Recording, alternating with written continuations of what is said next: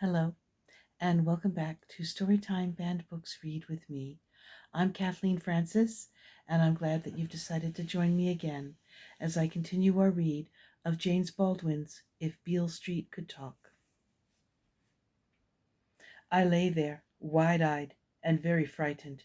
Get me out of here.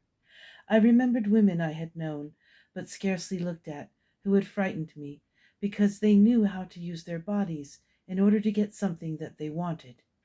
I now began to realize that my judgment of these women had had very little to do with morals, and I now began to wonder about the meaning of this word. My judgment had been due to my sense of how little they appeared to want. I could not conceive of peddling myself for so low a price. But for a higher price? For Fanny? And I fell asleep for a while, and then I woke up. I had never been so tired in my life. I ached all over. I looked at the clock, and I realized that it would soon be time to get up and go to work, unless I called in sick. But I could not call in sick. I got dressed and went out to the kitchen to have tea with Mamma. Joseph and Ernestine had already gone. Mamma and I sipped our tea in almost total silence. Something was turning over and over and over in my mind. I could not speak. I came down into the streets. It was a little past 8 o'clock. I walk these streets, these morning streets. These streets are never empty. I passed the old blind black man on the corner. Perhaps I had seen him all my life, but I wondered about his life for the first time now. There were about 4 kids, all junkies, standing on the corner talking. Some women were rushing to work. I tried to read their faces. Some women were finally going to get a little rest, and they headed off the avenue to their furnished rooms. Every side street was piled high with garbage, and garbage was piled high before every stoop along the avenue. I thought, if I'm going to peddle ass, I better not try it up here. It would take just as long as scrubbing floors and be a lot more painful. What I was really thinking was, I know I can't do it before the baby comes, but if Fanny's not out by then, maybe I'll have to try it. Maybe I better get ready. But there was something else turning over at the bottom of my mind, which I knew I didn't have the courage to look at yet. Get ready? How? I walked down the steps and pushed through the turnstile and stood on the subway platform with the others. When the train came, I pushed in with the others, and I leaned against a pole while their breath and smell rolled over me. Cold sweat covered my forehead and began to trickle down my armpits and my back. I hadn't thought of it before, because I knew I had to keep on working up to just about the last minute, but now I began to wonder just how, as I become heavier and sicker, I was going to get to work. If I should pass out, these people getting on and getting off would simply trample me and the baby to death. We're counting on you. Fanny's counting on you. Fanny's counting on you to bring that baby here safe and well. I held the white bar more firmly. My freezing body shook. I looked around the subway car. It was a little like the drawings I had seen of slave ships. Of course, they hadn't had newspapers on the slave ships, hadn't needed them yet, but as concerned space, and also perhaps as concerned intention, the principle was exactly the same.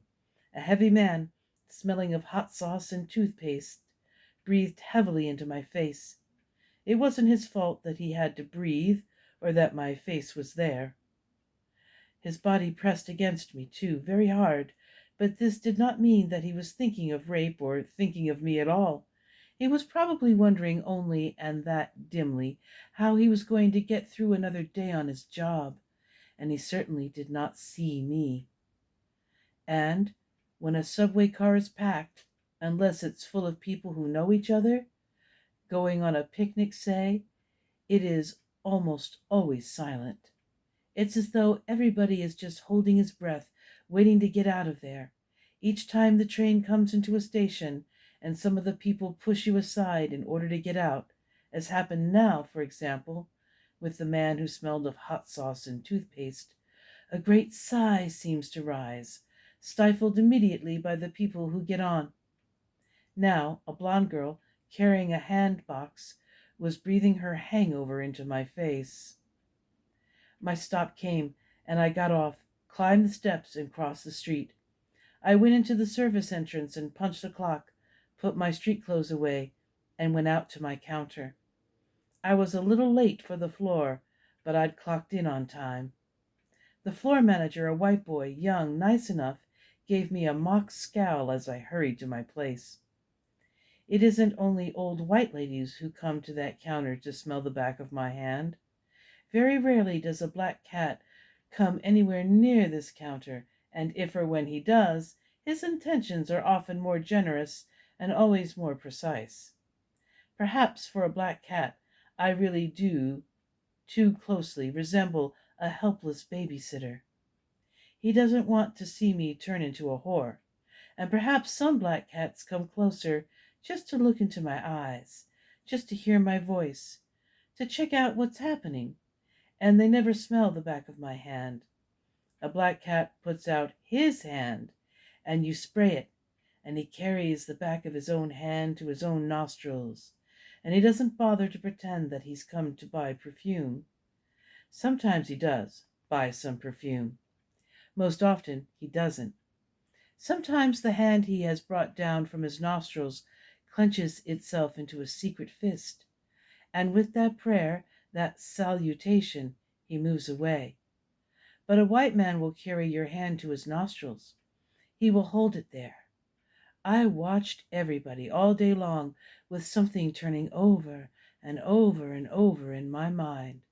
Ernestine came to pick me up at the end of the day. She said that Mrs. Rogers had been located in Santurce, Puerto Rico, and some one of us would have to go there. With Hayward? No, Hayward's got to deal with Bell and the DA here. Anyway, you can see that, for many, many reasons, Hayward can't go. He'd be accused of intimidating a witness.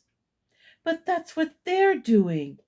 Tish, we were walking up English Avenue towards Columbus Circle. It would take us until your baby is voting age to prove that. Are we going to take the subway or the bus? We're going to sit down somewhere until this rush hour's over. You and me, we've got to talk anyway. Before we talk to Mama and Daddy, they don't know yet. I haven't talked to them yet. And I realized how much Ernestine loves me, at the same time that I remember that she is, after all, only 4 years older than I. Mrs. Victoria Rogers, née Victoria Maria San Felipe Sanchez, declares that on the evening of March 5, between the hours of 11 and 12, in the vestibule of her home, she was criminally assaulted by a man she now knows to have been Alonzo Hunt, and was used by the aforesaid Hunt in the most extreme and abominable sexual manner, and forced to undergo the most unimaginable sexual perversions. I have never seen her. I know only that as an American-born Irishman, Gary Rogers, an engineer, went to Puerto Rico about 6 years ago, and there met Victoria, who was then about 18. He married her, and brought her to the mainland. His career did not go up, but down. He seems to have become embittered. In any case, having pumped 3 children out of her, he left. I know nothing about the man with whom she was living on Orchard Street, with whom, presumably, she had fled to Puerto Rico. The children are, presumably, somewhere on the mainland with her relatives. Her quote-unquote home is Orchard Street. She lived on the 4th floor. If the rape took place in the vestibule, then she was raped on the ground floor, under the staircase. It could have taken place on the 4th floor, but it seems unlikely. There are 4 apartments on that floor. Orchard Street, if you know New York, is a very long way from Bank Street. Orchard Street is damn near in the East River, and Bank Street is practically in the Hudson. It is not possible to run from Orchard to Bank, particularly not with the police behind you. Yet Bell swears that he saw Fonny, quote, run from the scene of the crime. This is possible only if Bell were off duty, for his beat is on the west side, not the east. Yet Bell could arrest Fonny out of the house on Bank Street. It is then up to the accused to prove, and pay for proving, the irregularity and improbability of this sequence of events. Ernestine and I had sat down in the last booth of a bar off Columbus. Ernestine's way with me and with all of her children is to drop something heavy on you and then lean back, calculating how you'll take it. She's got to know that in order to calculate her own position. The net's got to be in place. Now, maybe because I had spent so much of the day and the night before with my terrors and my calculations concerning the possible sale of my body, I began to see the reality of rape. I asked, do you think she really was raped? Tish, I don't know what's going on in that busy, ingrown mind of yours, but that question has no bearing on anything. As far as our situation is concerned, baby, she was raped. That's it. She paused and sipped her drink. She sounded very calm, but her forehead was tense, intelligent with terror.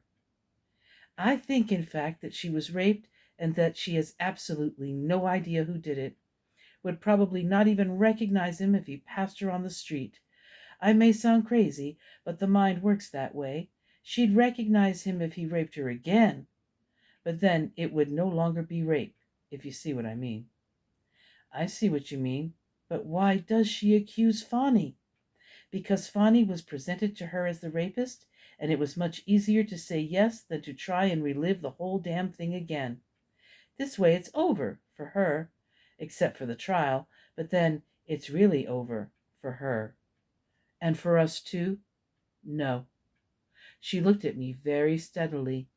It may seem a funny thing to say, but I found myself admiring her guts. It won't be over for us. She spoke very carefully, watching me all the while. There's a way in which it may never be over for us, but we won't talk about that now. Listen, we have to think about it very seriously and in another way. That's why I wanted to have a drink alone with you before we went home. What are you trying to tell me? I was suddenly very frightened. Listen, I don't think that we can get her to change her testimony. You've got to understand, she's not lying. What are you trying to tell me? What the fuck do you mean she's not lying? Will you listen to me, please? Of course, she's lying. We know she's lying, but she's not lying. As far as she's concerned, Fonny raped her, and that's that. And now she hasn't got to deal with it anymore. It's over for her. If she changes her testimony, she'll go mad or become another woman. And you know how often people go mad and how rarely they change. So, what are we to do? We have to disprove the state's case. There's no point in saying that we have to make them prove it, because, as far as they're concerned, the accusation is the proof, and that's exactly the way those nuts in the jury box will take it. Quiet as it's kept. They're liars, too, and we know they're liars, but they don't. I remembered, for some reason, something someone had said to me a long time ago. It might have been funny. A fool never says he's a fool. We can't disprove it. Daniel's in jail. Yes, but Hayward is seeing him tomorrow. That don't mean nothing. Daniel is still going to change his testimony, I bet you. He may not, but I have another idea. There we sat in this dirty bar, two sisters, trying to be cool. Let's say the worst comes to the worst. Mrs. Rogers will not change her testimony. Let's say Daniel changes his. That leaves only Officer Bell, doesn't it? Yes, and so what? Well, I have a file on him, a long file. I can prove that he murdered a 12-year-old black boy in Brooklyn 2 years ago. That's how come he was transferred to Manhattan. I know the mother of the murdered boy, and I know Belle's wife, who hates him. She can't testify against him. She hasn't got to testify against him. She just has to sit in that courtroom and watch him. I don't see how this helps us at all. I know you don't, and you may be right. But if worst comes to worst, and it's always better to assume that it will come to worst, then our tactic has to be to shatter the credibility of the state's only witness. Ernestine, I said, you're dreaming. I don't think I am. I'm gambling. If I can get those two women, one white and one black, to sit in that courtroom, and if Hayward does his work right, we ought to be able to shatter the case on cross-examination. Remember, Tish, that after all, it isn't very much of a case. If Fonny were white, it wouldn't be a case at all. Well, I understand what she means. I know where she's coming from. It's a long shot. But in our position, after all, only the long shot counts. We don't have any other, that's it. And I realize, too, that if we thought it were feasible, we might very well be sitting here cool, very cool, discussing ways and means of having Belle's head blown off. And when it was done, we'd shrug and have another drink. That's it. People don't know. Yes, okay, what about Puerto Rico? That's one of the reasons I wanted to talk to you. Before we talk to Mama and Daddy, look, you can't go. You've got to be here. For one thing, without you, Fonny will panic. I don't see how I can go. I've got to keep lighting firecrackers under Hayward's ass. Obviously, a man can't go, Daddy can't go, and God knows Frank can't go. That leaves Mama. Mama? Yes. She don't want to go to Puerto Rico. That's right. And she hates planes, but she wants your baby's father out of jail. Of course, she doesn't want to go to Puerto Rico, but she'll go. And what do you think she can do? She can do something no special investigator can do. She may be able to break through to Mrs. Rogers. Maybe not, but if she can, we're ahead. And if not, well, we haven't lost anything, and at least we'll know we've tried. I watched her forehead. Okay. And what about Daniel? I told you, Hayward is seeing him tomorrow. He may have been able to see him today. He's calling us tonight. I leaned back. Some shit. Yeah, but we in it now. Then we are silent. I realize for the first time that the bar is loud, and I look around me. It's actually a terrible place, and I realize that the people here can only suppose that Ernestine and I are tired whores, or a lesbian couple, or both. Well, we are certainly in it now, and it may get worse. It will, certainly, and now something almost as hard to catch as a whisper in a crowded place, as light and as definite as a spider's web, strikes below my ribs, stunning and astonishing my heart. Gets worse. But that light tap, that kick, that signal announces to me that what can get worse can get better. Yes, it will get worse, but the baby, turning for the first time in its incredible veil of water, announces its presence and claims me, tells me in that instant that what can get worse can get better, and that what can get better can get worse. In the meantime, forever, it is entirely up to me. The baby cannot get here without me, and while I may have known this in one way a little while ago, now the baby knows it and tells me that while it will certainly be worse once it leaves the water, what gets worse can also get better. It will be in the water for a while yet, but it is preparing itself for a transformation. So must I. I said, "It's all right. I'm not afraid." And Ernestine smiled and said, "Let's move it then." Joseph and Frank, as we learn later, have also been sitting in a bar, and this is what happened between them. Joseph has a certain advantage over Frank, though it is only now that he begins to realize, or rather suspects it, in that he has no sons. He has always wanted a son. This fact cost Ernestine far more than it cost me, for by the time I came along he was reconciled. If he had had sons, they might very well be dead or in jail. And they both know, facing each other in the booth of that bar on Lenox Avenue, that it is a miracle that Joseph's daughters are not on the block. Both of them know far more than either of them would like to know, and certainly far more than either can say concerning the disasters which have overtaken the women in Frank's house. And Frank looks down, holding his drink tightly between both hands. He has a son, and Joseph sips his beer and watches him. That son is also his son now, and that makes Frank his brother. They are both grown men, approaching 50, and they are both in terrible trouble. Neither of them look it. Joseph is much darker than Frank, black, deep-set, hooded eyes, stern, still, a high forehead in which one vein beats leftward, a forehead so high that it can make you think of cathedrals. His lips are always a little twisted. Only those who know him, only those who love him, know when this twist signals laughter, love, or fury. The key is to be found in the pulsing vein in his forehead. The lips change very little, the eyes change all the time, and when Joseph is happy, and when he laughs, something absolutely miraculous is happening.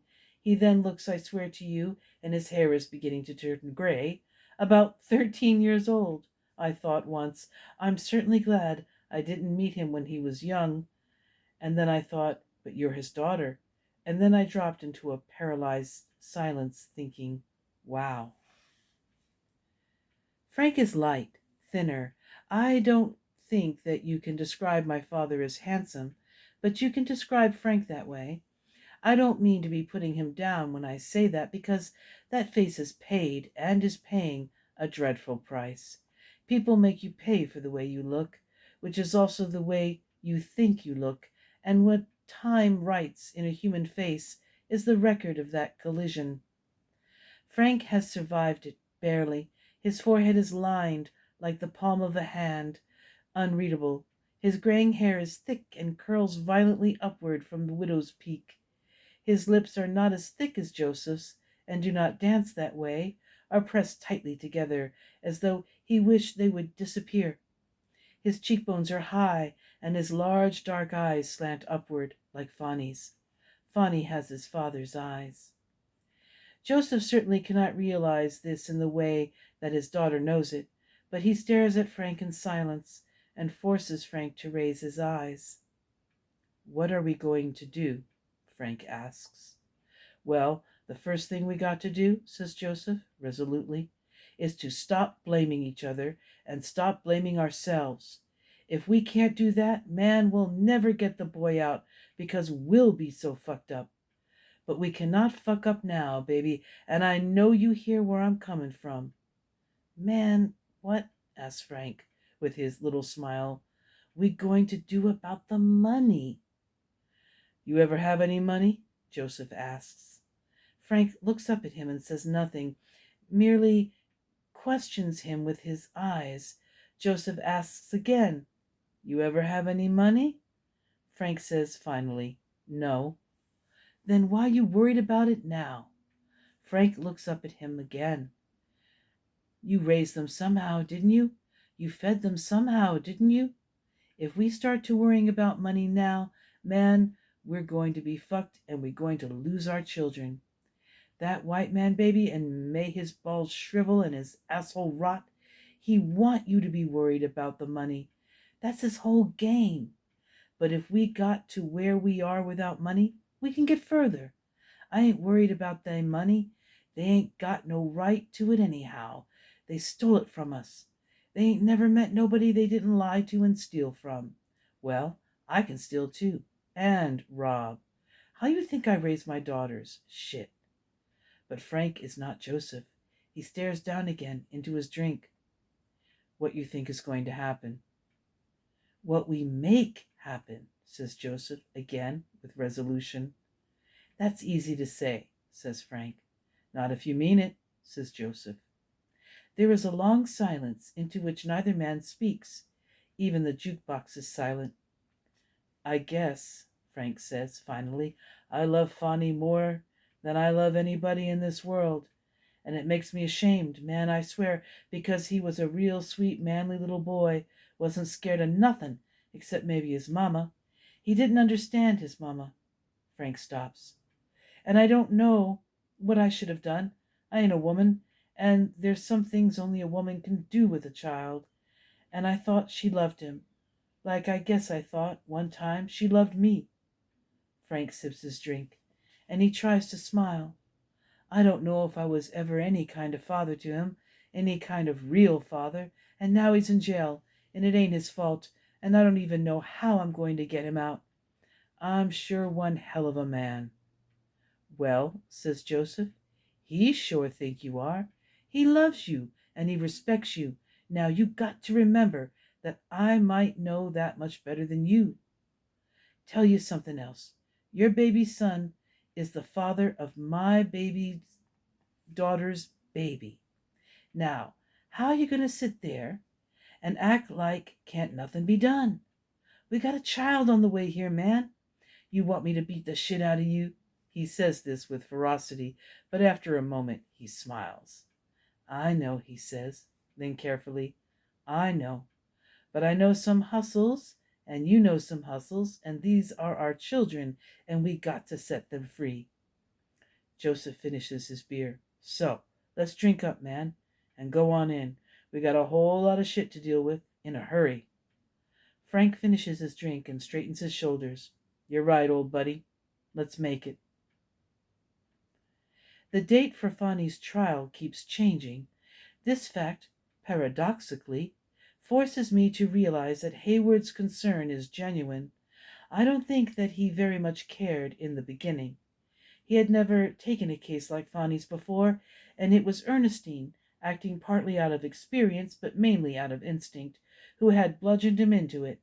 But, once into it, the odor of shit rose high, and he had no choice but to keep on stirring it. It became obvious at once, for example, that the degree of his concern for his client, or the fact that he had any genuine concern for his client at all, placed him at odds, at loggerheads, with the keepers of the keys and seals. He had not expected this, and at first it bewildered, then frightened, then angered him. He swiftly understood that he was between the carrot and the stick. He couldn't avoid the stick, but he had to make it clear finally that he'd be damned if he'd go for the carrot. This had the effect of isolating, indeed, of branding him, and as this increased Fonny's danger, it also increased Hayward's responsibility. It did not help that I distrusted him. Ernestine harangued him. Mama was laconic, and, for Joseph, he was just another white boy with a college degree. Although naturally in the beginning I distrusted him, I am not really what you can call a distrustful person, and anyway, as time wore on, with each of us trying to hide our terror from the other, we began to depend more and more on one another. We had no choice, and I began to see as time wore on that for Hayward the battle increasingly became a private one, involving neither gratitude nor public honor. It was a sordid, a banal case, this rape by a black boy of an ignorant Puerto Rican woman. What was he going to get so excited about? And so his colleagues scorned and avoided him. This fact introduced yet other dangers, not least of them the danger of retreating into the self-pitying and quixotic. But Fonny was too real a presence, and Hayward too proud a man for that. But the calendars were full. It would take about 1,000 years to try all the people in the American prisons, but the Americans are optimistic and still hope for time. And sympathetic or merely intelligent judges are as rare as snowstorms in the tropics. But there was the obscene power and the ferocious enmity of the DA's office. Thus, Hayward walked a chalk line, maneuvering very hard to bring Fanny before a judge who would really listen to the case. For this, Hayward needed charm, patience, money, and a backbone of tempered steel. He managed to see Daniel, who had been beaten. He cannot arrange for his release because Daniel has been booked on a narcotics charge. Without becoming Daniel's lawyer, he cannot visit him. He suggests this to Daniel, but Daniel is evasive and afraid. Hayward suspects that Daniel has also been drugged, and he does not know if he dares bring Daniel to the witness stand or not. So, there we are. Mamma begins letting out my clothes, and I go to work wearing jackets and slacks. But it's clear that I am not going to be able to keep working much longer. I've got to be able to visit Fanny every instant that I can. Joseph is working overtime, double time, and so is Frank. Ernestine has to spend less time with her children because she has taken a job as part-time private secretary to a very rich and eccentric young actress whose connections she intends to intimate and use. Joseph is coldly, systematically stealing from the docks, and Frank is stealing from the garment center, and they sell the hot goods in Harlem or in Brooklyn. They don't tell us this, but we know it. They don't tell us because if things go wrong, we can't be accused of being accomplices. We cannot penetrate their silence. We must not try. Each of these men would gladly go to jail, blow away a pig, or blow up a city to save their progeny from the jaws of this democratic hell. Now, Sharon must begin preparing for her Puerto Rican journey, and Hayward briefs her. She is not actually in Santurce, but a little beyond it, in what might once have been called a suburb, but which is now far worse than what we would call a slum. In Puerto Rico, I believe it is called a favela. I have been to Puerto Rico once, and so I will not try to describe a favela, and I am sure when you return that you will not try to describe it either. Hayward looks at her, at once distant and intense, and hands her a typewritten sheet of paper. This is the address, but I think that you will understand, almost as soon as you get where you are going, that the word address has almost no meaning. It would be more honest to say, this is the neighborhood. Sharon, wearing her floppy beige beret, looks at it. There's no phone, says Hayward, and anyway, a phone is the very last thing you need. You might as well send up flares. But it isn't hard to find. Just follow your nose. They stare at each other. Now, says Hayward, with his really painful smile, just to make things easier for you, I must tell you that we are not really certain under which name she is living. Her maiden name is Sanchez, but that's a little like looking for a Mrs. Jones or a Mr. Smith. Her married name is Rogers, but I am sure that that appears only on her passport, the name of what we must call her common law husband. And now he pauses to look down at another sheet of paper, and then at Sharon, and then at me. It's Pietro Tomasino Alvarez. He hands Sharon this piece of paper, and again Sharon studies it. And, says Hayward, take this with you. I hope it will help. She still looks this way. It was snapped last week. And he hands Sharon a photograph, slightly larger than passport size. I have never seen her. I stand to peer over Sharon's shoulder. She is blonde. But are Puerto Ricans blonde? She is smiling up into the camera, a constipated smile, yet there is life in the eyes. The eyes and the eyebrows are dark, and the dark shoulders are bare. This from a nightclub? Sharon asks, and yes, Hayward answers. She's watching him, he's watching her. And does she work there? Sharon asks. No, says Hayward, but Pietro does. I keep studying over my mother's shoulder the face of my most mortal enemy.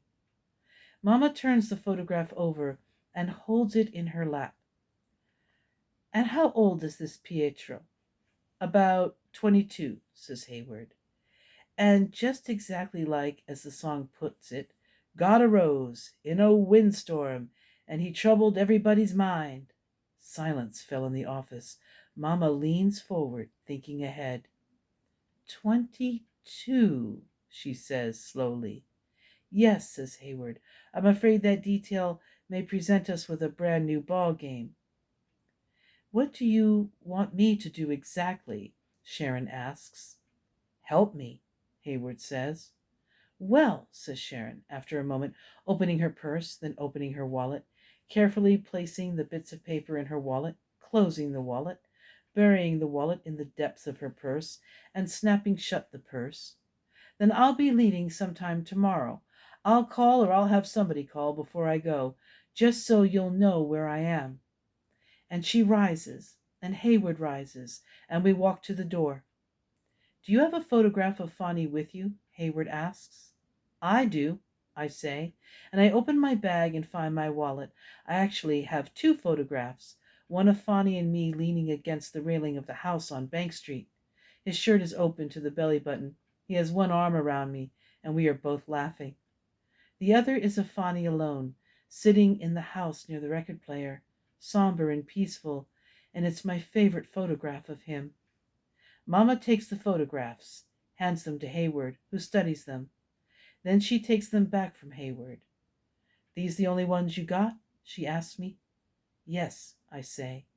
She hands me back the photograph of Fanny alone. She puts the one of Fanny and me into her wallet, which again descends into the bottom of her purse. This one ought to get it, she said. After all, it is my daughter, and she ain't been raped.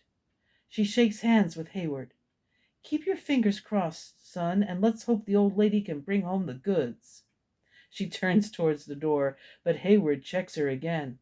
The fact that you are going to Puerto Rico makes me feel better than I have felt for weeks. But I must also tell you that the DA's office is in constant touch with the Hunt family, that is, the mother and the two sisters, and their position appears to be that Fanny has always been incorrigible and worthless. Hayward pauses and looks steadily at us both. Now, if the state can get 3 respectable black women to depose or to testify that their son and brother has always been a dangerously antisocial creature, this is a very serious blow for us. He pauses again, and he turns toward the window. As a matter of fact, for Galileo Santini is not a stupid man, it might be vastly more effective if he does not call them as character witnesses, for then they cannot be cross-examined.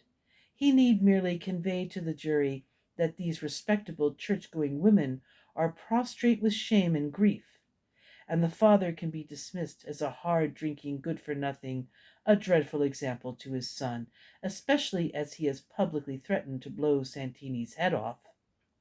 He turns from the window to watch us very carefully.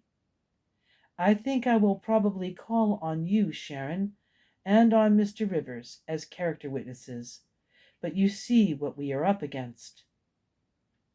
It's always better, says Sharon, to know than not to know. Hayward claps Sharon gently on the shoulder. So try to bring home the goods. I think to myself, and I will take care of those sisters and that mother, but I don't say anything, except, thanks, Hayward, goodbye. And Sharon says, okay, got you, goodbye. And we walk down the hall to the elevator.